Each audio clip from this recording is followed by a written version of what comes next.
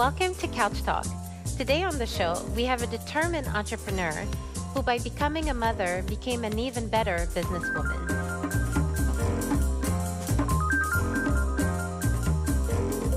My name is Priya Chopra. I'm a business owner, entrepreneur, and mom, and I'm passionate about helping women grow and succeed in business.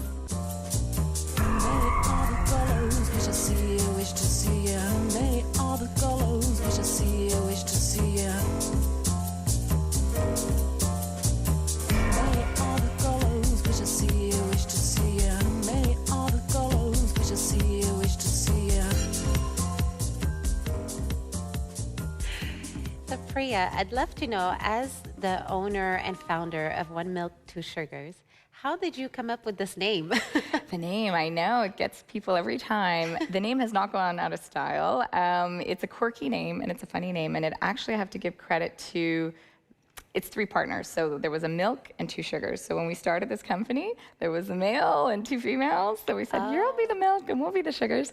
So it was actually my brother who came up with the name. He was the milk. So, and we had the name before the company. We were always starting businesses, me and him together, and he sort of kept it in his back pocket and he said, this name is amazing. And when we start a company, whatever it is, let's use this name. Right, and so you did. And we did, yeah. Yes, I love it. Every time I tell people about the company, because obviously I told everyone you were coming on the show today. Thank you. They're like, oh, we love the name. What a great name. Thanks. It's catchy. It's catchy, and you have to have a catchy name in an industry that's super competitive, and you want to keep their clients' retention. So yeah, I'm glad people like it, and it's fun, which is what we like to describe ourselves as. Right. So, yeah.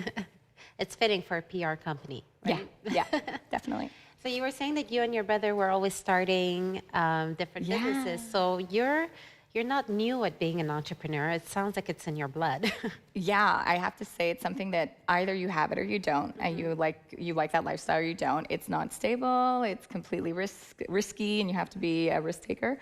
And yeah, I've always had ideas to start companies when I was younger, even as a student. When I was in university, I had a jewelry business. I used to import jewelry, and I opened a little kiosk here in downtown Montreal, and I would do this like on the side, go to class, so then come to my little business. So yeah, I've always started little enterprises, and I love being an entrepreneur, and I knew that was for me. Okay. And now, I mean, you've made a living out of it, not just a living, but a successful one, because thank you. You have two offices now. Yeah, it's good timing. This week is our 10 years in business. Wow, 10 years, yeah, 10 years ago. So started this company quite young, and it's still going, and I'm really happy. And now we opened an office in Toronto, and that was last year. So now we have 2 offices in Montreal and in Toronto with 2 teams. So, okay. Yeah. Wow, congratulations. 10-year anniversary. That's amazing. Big moment. How do you compare the market in Toronto and the market in Montreal? Very different. I got to know the city of Toronto really well through looking for an office space and obviously operating as a business owner there in Toronto as well. It's definitely, I guess the person in Quebec is the joie de vivre. It's that type of, I don't know, relaxed environment that I truly appreciate. It's the perfect size city, I really feel. Montreal, it's not too small, it's not too big.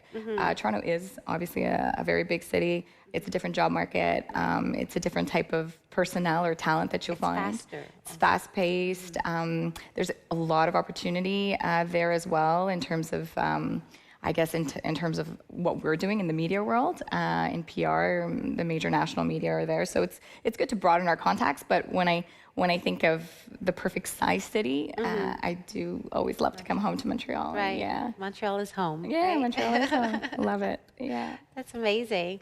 And where do you see the company going in the next 5 years? And I say 5 years because you seem to not take a lot of time to grow your business. Thank you.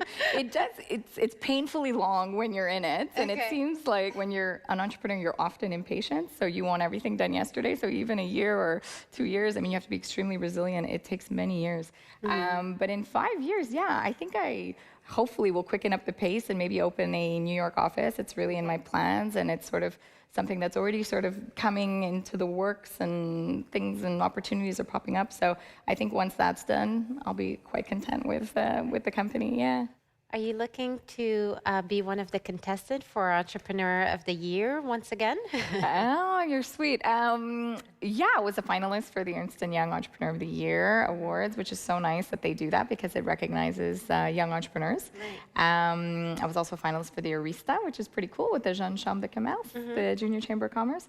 So these things are really great because it helps smaller businesses get a little bit of, I guess, confidence and recognition. And I think it's great. I think it's a great program, and especially for women in business.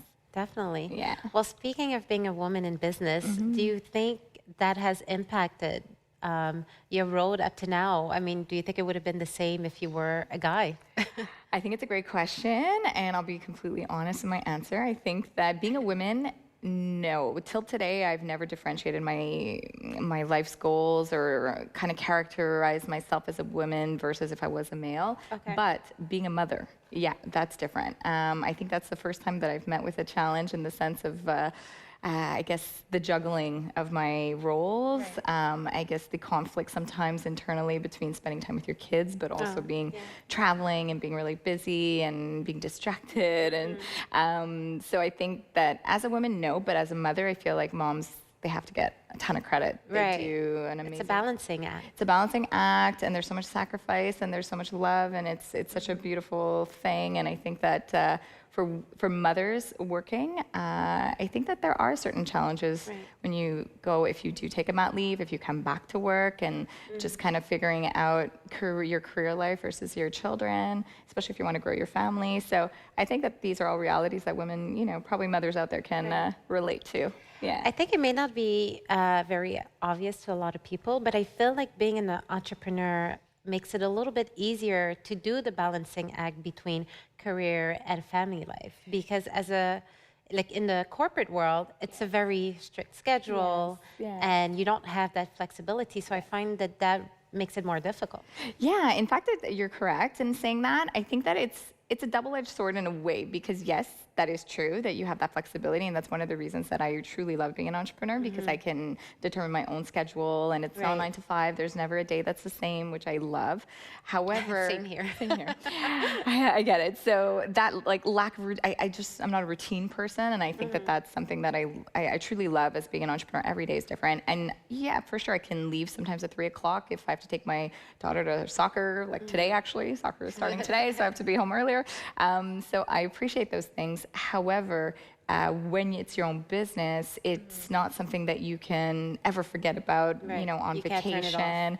Yeah, when you take a vacation in the evenings, weekends. I mean, it's something that the more you invest in it, the more rewards you should receive from it. So it's something that you're constantly committed to. And it's like, I always say it's my third child. I really do.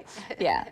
So it's kind of the same thing. They say being an entrepreneur is a lot like raising kids, like raising a business. Yeah. It's your baby. I understand. Yeah. I know that in your case, when you had your first child, you had a sort of rebirth with the company also. Yeah, it's a good choice of words. I actually just rebranded the company and started to refocus on different avenues of business and change my branding, change my office location, change the team. I mean, there was a lot of changes going on, and I was going to have my first baby. So my daughter's name is Jaya, and actually it means victory. So when she was beautiful. Yeah, and it's good. It's ironic because when she was born, my business really started to progress much faster than it did before, and I was really happy about all that, especially being a mother. People think that you can't grow your company when you're a mom or raising a baby, but you can do it. Yeah. What I find interesting is that the women that I've had on the couch so far, there's been a few that have said that there was some sort of turning point when they became mothers. And from one of our guests, she came up with an organic makeup line because she became a mother and wanted to have chemical-free makeup when she's kissing her babies and things like that. And I'm wondering if there's this new inspiration that comes when you have children. Yeah, you don't see life the same way, I have to say. I mean, life is completely different. So it's a life-changing moment when you have a child, and it does change your perspective. For me, it brought a lot of different, insights and inspiration. It changed my priorities completely, and it gave me the opportunity to delegate and to trust other people to help me run my company faster and grow. So ironically, I ended up growing quicker and I wasn't the one doing the work. I sort of was on the back end. And I said, you know what, let me spearhead this and let me trust some people to kind of lead my company forward. And I'll kind of be on the back end right now and manage. You just simply don't have the time that it's impossible. You have to delegate more. You have to. And, you have you have to be able to manage your time really well. So for the hours that I am at the office, I have to be super conscious of my time. Also, if I don't want to be working every evening, because you want to take time to be with your family or with your husband. And you have to work smart. Yeah, you have to. I'm still old school. I have my agenda, a written agenda. I do. It's in my purse today. I'm all about that. I take a lot of notes. I have a lot of to-do lists. I have a little blackboard in my kitchen, and those are my personal things to do. And, I'm always making lists, and it takes it out of my mind. So, yeah. So I think it's great. I think mothers make great managers. Yeah. We know how to multitask. Yeah, I know. After being a mom, I really appreciate my mom. I mean, it's amazing what women can do juggling it all. So it's pretty great. And the generations of mothers influencing their daughters is really interesting. Yeah. I hear people often speak about how their mothers have inspired them, their daughters, their grandmothers. So I think it's really beautiful. I mean, this is part of the inspiration as to why I do what I do with the show. Yeah, learning from people. I mean, yeah, I find I get inspired from all kinds of people. For sure, my mom was definitely a pivotal person in my life, as probably a lot of the ladies on Couch Talk. Just really hardworking and persevering. Those are the qualities that I take away from her. But what I love about, being in the city or just being in business is meeting so many interesting people that honestly, there's never too old to learn. You keep learning every day. And that's what I truly love. Even after 10 years in business, I'm constantly learning, and it's really exciting. So it seems like you've learned a lot of things in your road to your business. If you could give your younger self a piece of advice, what would it have been? Well, two things. One is always to trust your instinct. I'm a big person on instinct. Whenever you have a gut feeling, that first feeling, whatever decision you want to make in life, you know what you have to do. And it's always that first decision. Don't get swayed from it. So be very instinctual and always trust your instinct. I think everyone has them. I really do. I think you have to nurture that. And I think you have to believe in what your inner voice is telling you. We often ignore it. Yeah. And, I really believe in that. It's been a big contributor to the way I do business. I completely run it on instinct and make decisions. And overnight, I wake up in the morning, I'm like, okay, I know what to do. But yeah, so trust your instincts. That means trust yourself. And the other thing is to enjoy the ride. Just enjoy it. I really enjoyed myself throughout my career, throughout my education. I have no regrets. I think that people should really enjoy this time. We're young, and it's a fabulous time to change your life and to do whatever you want. And it's never too late. It's never too late, and just enjoy every day. Yeah, it's really important. And is that the same advice you'd give to someone maybe looking to follow in your footsteps today? Yeah, someone who would like to start a business. Yeah, you have to enjoy what you're doing because it's not easy. For sure it's a rocky road and you have to be determined.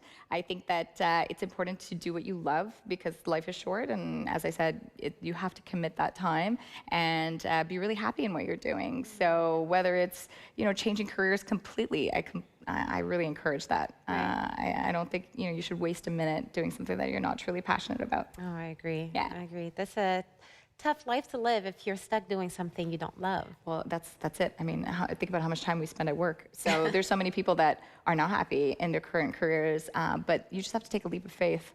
And you got to do it and just think positive. I really believe in positive thinking. Right. And what about those who are trying to do it all and be mothers and business owners and entrepreneurs at the same time? What advice about doing the balancing act? Do a lot of yoga, deep breathing. I do love yoga. A lot of meditation. A lot of meditation. Yeah, you need it. You need to kind of do exercise and release tension. I really feel it's difficult. It's difficult. Every person is different in the way that they juggle their schedule. I think, kudos to all the mom out there and everything that they're doing. I think it's very important to take time for yourself. I am a big gym person. You know, I hit the gym honestly probably 4 times a week, even with my crazy schedule. Yeah, how do you find the time? I make time. I take my kids on the weekend there too. Like there's a little the gym? There's a garderie. There's a little daycare there Okay. where they take care of the kids. It's amazing. So I find something to fit with my schedule, but I must. It's therapeutic for me, and for other people, it could be whatever they enjoy doing. But I think you have to take even an hour, for yourself. Just think more clear. I think a lot of women, well, maybe not just women, just people in general, especially when you're doing your own business, you kind of forget to take care of yourself in the process. You're taking care of everyone else, of the kids, the employees, the husband, whoever, the business partner. And you forget to take that moment. It starts with yourself, and people feel selfish if they do that because they're like, oh, I'm thinking of myself before my kids. But if you're not good and if you don't feel that you're giving yourself time, it reflects in everything you do. Kids sense these things too, and obviously your family would too. So I think it's really important, and you have to take some time for yourself. So meditation, working out to release attention. And taking care of yourself, taking that moment to regroup. Whether it's get your nails done, go and get your hair done, go out with a girlfriend, have a glass of wine. I mean, whatever it is, never feel guilty for taking that time for yourself. Right. I make it a point to always have girls' night. Yes. Yeah. You need I have that. to at least once every 2 weeks. I'll have girls' night, and we catch up and we joke and we have a glass or two or three. And why not? Why not? I gotta agree with you. I mean, that's what I do too. I feel like that takes away the stress that I may have built throughout the week, and it makes a huge difference. It does. Talking to people too. It's always nice to kind of unwind and talk and share stories and whatnot. So I think that's communicating is really important too, and just confiding in people. Good. Well, on those lovely and useful advice. Thank you so much for being on the couch today. And, thank you. I will have girls' night this week. Taking time for myself. I'll be thinking of you. I will be too. Awesome. Thanks thank you so much. Thanks for having me. It's been a pleasure. And thank you to you guys for joining us for another episode of Couch Talk with the lovely Priya. And we will see you next time.